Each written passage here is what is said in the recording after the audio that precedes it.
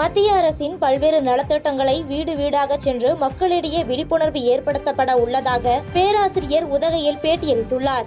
நீலகிரி மாவட்டம் உதகையில் மலைவாழ் மக்கள், பழங்குடியின மக்கள் உட்பட அனைத்து மக்களுக்கும் மத்திய அரசின் நலத்திட்ட உதவிகள் கொண்டு போய் சேர்க்கும் வகையில் உதகையில் பேராசிரியர் உமா மல்லன் என்பவர் மக்கள் சேவை மையத்தை திறந்துள்ளார். இது குறித்து அவர் செய்தியாளர்களிடம் பேசிய அவர், மத்திய அரசு நலத்திட்டங்களை குறித்து விழிப்புணர்வு ஏற்படுத்தும் வகையில் வீடு வீடாக சென்று நலத்திட்டங்கள் குறித்து எடுத்துரைக்கப் போவதாக தெரிவித்தார். மேலும் இந்த மக்கள் சேவை மையத்தில் மக்கள் கம்ப்யூட்டர் மற்றும் இன்டர்நெட் வசதியுடன் கணினி வழியாக விண்ணப்பங்கள் இலவசமாக பதிவு செய்யவும் ஏற்பாடுகள் செய்யப்பட்டுள்ளதாக அவர் தெரிவித்தார். மக்களுக்கு என்னென்ன தேவை அதை பண்ணலாம் அப்படின்றது ஒரு ஐடியா. அதுக்கப்புறம் என்ன விஷயம் அப்படின்னு சொன்னா, சென்ட்ரல் கவர்மெண்ட் ஸ்கீம்ஸ் எல்லாம் நம்ம வீட்டில் யாருக்குமே தெரியல. ஸோ முதல்ல அந்த ஸ்கீம்ஸ் எல்லாம் எல்லாருக்குமே சொல்லலாம் அப்படின்னு. அப்புறம் ரைஸ்ல மெயினாக பார்த்தீங்கன்னா எஜுகேஷன்ஸ், அதாவது 12th முடிச்சுட்டு வராங்களா அவங்களுக்கு ஃப்ரீ கவுன்சிலிங். நீங்கள் அடுத்து எங்கே போய் என்ன பண்ணலாம், என்ன படிக்கலாம் அப்படின்னு சொல்லிட்டு. இப்போ என்னோட லைஃப்லேயே பார்த்தீங்கன்னா நான் இது வரைக்கும் ப்ரொடியூஸ் பண்ணுறதுல ஒரு 40 இன்டர்நேஷ்னல் பிளேயர்ஸ் இருக்காங்க, ஒரு 500 நேஷனல் பிளேயர்ஸ் இருக்காங்க, 1000 ஸ்டேஜ் அந்த மாதிரிலாம் இருக்காங்க. ஸோ நம்ம ஊட்டியில் ஃபுட்பால் தான் இருக்காங்க. ஏன் இங்கேருந்து ஃபர்ஸ்ட் ஒரு 6 மாதத்துக்கு இன்டர்நேஷனல் நடக்கக்கூடாது அப்படின்ற aim start this. At the same time central government scheme, ஒரு ஸ்கீம், பிரைம் மினிஸ்டரோட இந்த 70 years ஹெல்த் இன்சூரன்ஸ், அப்புறம் இந்த 2 years 2 lakhs ஆக்சிடென்ட், அப்புறம் இந்த 5 years காப்பீடு திட்டம், அதெல்லாம் 5 lakhs காப்பீடு திட்டம் அதெல்லாம் இருக்கும். அது எல்லாத்தையுமே மக்களுக்கு எடுத்துட்டு போய் முடிஞ்சா நம்மளே எல்லாத்துக்குமே கார்டு போட்டு எல்லாத்துக்குமே கொடுத்துருவோம். ஸோ இப்படி இருக்கு, நீங்க தைரியமா இருக்க, செல்ஃப் கான்ஃபிடென்டா இருக்க, எல்லாத்துக்குமே நம்ம மோடிஜி ஹெல்ப் பண்றாரு அப்படின்றதையும் நம்ம சொல்றோம்.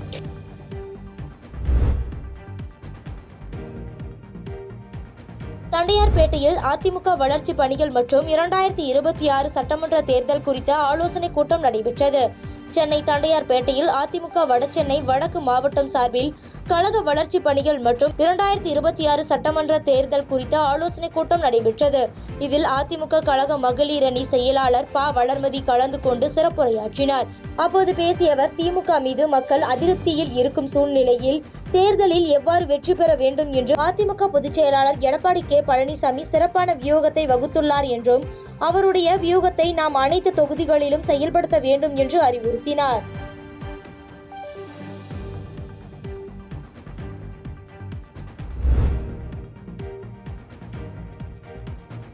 மருத்துவர்கள் வேலை நிறுத்த போராட்டத்தில் ஈடுபட்டுள்ளதால் திருவாரூர் அரசு மருத்துவமனையில் நோயாளிகள் அவதியடைந்தனர்.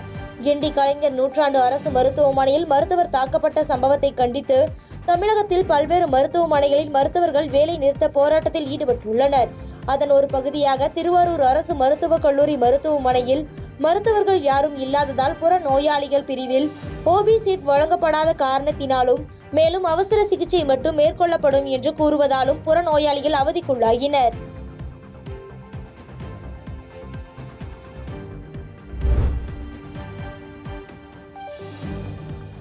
தண்டையார்பேட்டையில் கஞ்சா வைத்திருந்த 3 கைது செய்த போலீசார் அவர்களை சிறையில் அடைத்தனர்.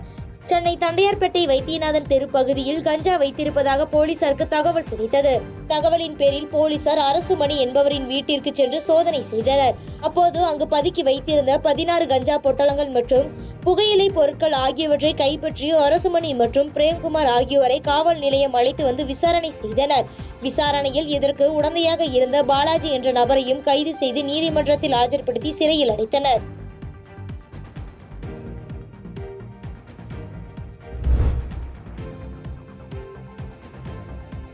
திண்டுக்கல் அரசு மருத்துவக் கல்லூரி மருத்துவமனையில் காலை முதலே வெளிநோயாளிகள் பிரிவு வழக்கம் போல் செயல்பட்டு வருகிறது என்று திண்டுக்கல் மருத்துவக் கல்லூரி முதல்வர் சுகந்தி ராஜகுமாரி பேட்டியளித்துள்ளார். திண்டுக்கல் அரசு மருத்துவக் கல்லூரி மருத்துவமனை முதல்வர் சுகந்தி ராஜகுமாரி செய்தியாளர்களை சந்தித்து பேட்டியளித்தார்.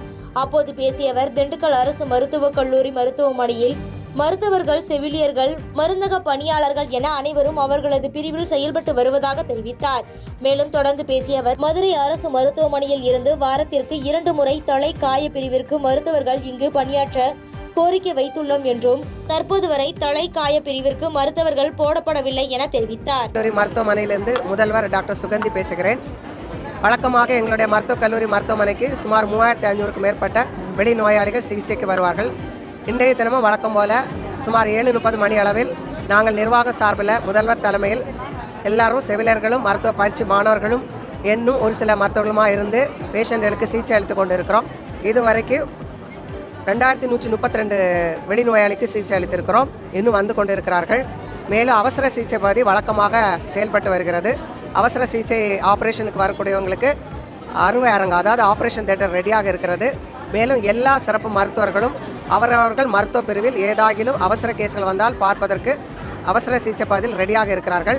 மகப்பேறு மருத்துவர்கள் அவர்கள் மகப்பேறு மருத்துவ கட்டடம் சீமாங் பில்டிங்கிலே சிகிச்சை அளித்து கொண்டிருக்கிறார்கள். அவர்களும் ரெடியாக இருக்கிறார்கள். இது தவிர ஆர்த்தோ டாக்டர் ஓபியில் இருக்கிறார். ஏன்னா psychiatry doctor, general surgery, ENT எல்லாருமே வந்திருக்காங்க. ஓரளவு எல்லா மருத்துவர்களும் ரெடியாக இருக்கிறாங்க. ஏதாகிலும் அவசர சிகிச்சை வந்தால் உடனடியாக அவங்க சிகிச்சை அளித்து கொண்டிருக்கிறார்கள். ஒரு சில மருத்துவர்கள் ஓபியிலே இருந்து சிகிச்சை அளித்து கொண்டிருக்கிறார்கள். லேப் வழக்கமாக செயல்பட்டு வருகிறது. மருந்து ஊசி போட இடம், ஃபார்மசி கட்டு போட இடம்லாம் வழக்கமாக செயல்பட்டு கொண்டு இருக்கிறது. இதுவரைக்கும் எந்த பிரச்சனையும் இல்லை. நோயாளிகள் நல்ல முறையில் வந்து சிகிச்சை பெற்றுக்கொண்டு செல்கிறார்கள். நீர்நிலை ஆக்கிரமிப்பில் உள்ள வேளம்பட்டி சுங்கச்சாவடி அலுவலக கட்டிடத்தை இடிக்கும் பணிகள் மேற்கொள்ளப்பட்டது. திருப்பூர் மாவட்டம் வேளம்பட்டி சுங்கச்சாவடி அலுவலக கட்டிடம் நீர்நிலை ஆக்கிரமிப்பில் உள்ளதாக விவசாயிகள், பொதுமக்கள், லாரி உரிமையாளர்கள் மற்றும் அனைத்து அரசியல் கட்சியினர் என 100க்கும் மேற்பட்டோர் சுங்கச்சாவடியை முற்றுகையிட்டு போராட்டத்தில் ஈடுபட்டனர். இந்நிலையில் நீர்நிலை ஆக்கிரமிப்பில் கட்டப்பட்டுள்ள வேளம்பட்டி சுங்கச்சாவடியின் ஒரு பகுதி இடிக்கப்படும் என ஆட்சியர் உறுதி அளித்ததை தொடர்ந்து போராட்டம் கைவிடப்பட்ட நிலையில் வருவாய்த்துறை அதிகாரிகள் நீர்நிலை ஆக்கிரமிப்பு அளவீடு செய்து சுங்கச்சாவடி அலுவலக கட்டிடத்தை இடிக்கும் பணியை தொடங்கினர்.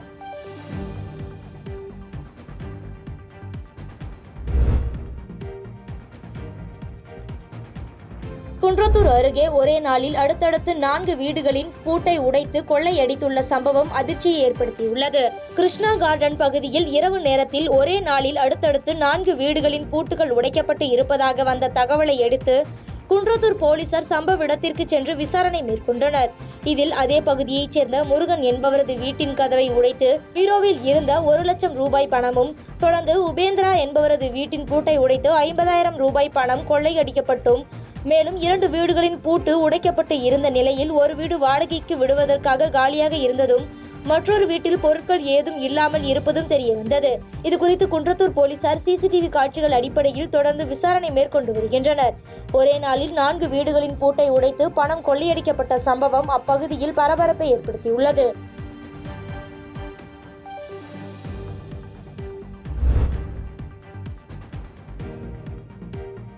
தருமபுரி தனியார் மருத்துவமனையில் பிரசவத்தின் போது தாயும் சேயும் உயிரிழந்த நிலையில் அவரது உறவினர்கள் தர்ணா போராட்டத்தில் ஈடுபட்டதால் பரபரப்பு ஏற்பட்டது. தருமபுரி மாவட்டம் கடத்தூர் அருகே பழைய புதுரெட்டியூர் கிராமத்தைச் சேர்ந்த கோகுலகண்ணன் என்பவருடைய மனைவி சந்தியா 2வதாக கருவுற்ற நிலையில் தனியார் மருத்துவமனையில் அனுமதிக்கப்பட்டிருந்தார். அங்கு மருத்துவர்கள் இல்லாத காரணத்தினால் செவிலியர் மற்றும் தூய்மை பணியாளர் அவருக்கு சிகிச்சை அளித்துள்ளனர். சிகிச்சையில் தாய் மற்றும் சேய் உயிரிழந்தனர். இந்நிலையில் தனியார் மருத்துவமனையில் முறையான சிகிச்சை வழங்காததால் தான் தாய் மற்றும் சேய் 2 பேர் உயிரிழப்பு ஏற்பட்டதற்கு காரணம் என்றும், அவர்களுடைய கவனக்குறைவு மற்றும் மருத்துவர்கள் இல்லாததே காரணம் என உறவினர்கள் மருத்துவமனையை முற்றுகையிட்டு தர்ணா போராட்டத்தில் ஈடுபட்டனர். மேலும் தகவல் அறிந்து வந்த வருவாய்த்துறையினர் மற்றும் காவல்துறையினர் இவர்களிடம் பேச்சுவார்த்தையில் ஈடுபட்டனர். தொடர்ந்து போராட்டக்காரர்களுக்கும் காவல்துறையினருக்கும் இடையே வாக்குவாதம் ஏற்பட்டு தள்ளுமுள்ளு ஏற்பட்டதால் பரபரப்பு ஏற்பட்டது.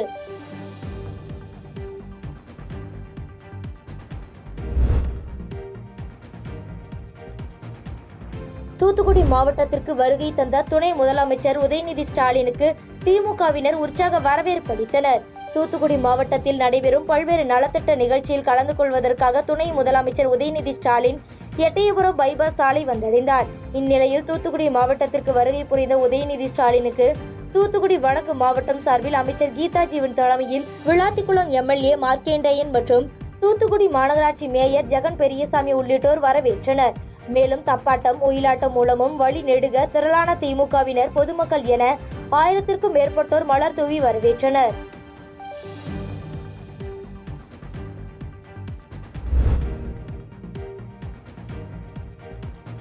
தேனியில் போலீசாரை கண்டித்து காவல் நிலையத்தை முற்றுகையிட்டு போராட்டத்தில் ஈடுபட்ட சிவசேனா கட்சியினரால் பரபரப்பு ஏற்பட்டது. தேனி அருகே வடபுதுப்பட்டியில் சிவசேனா கட்சியின் மாவட்ட அலுவலகம் புதிதாக திறப்பதற்கான பணிகள் நடைபெற்று வந்தது.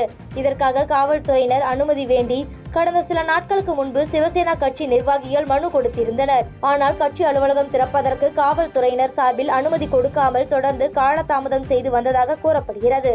இதனால் கட்சி அலுவலகம் திறக்க முடியாமல் போனதால் அள்ளிநகரம் காவல் நிலையத்திற்கு வருகை தந்த சிவசேனா கட்சியினர் மற்றும் கட்சியின் மாநில துணைத் தலைவர் தலைமையில் காவல் நிலையம் முன் அமர்ந்து முற்றுகை போராட்டத்தில் ஈடுபட்டதால் பரபரப்பு ஏற்பட்டது.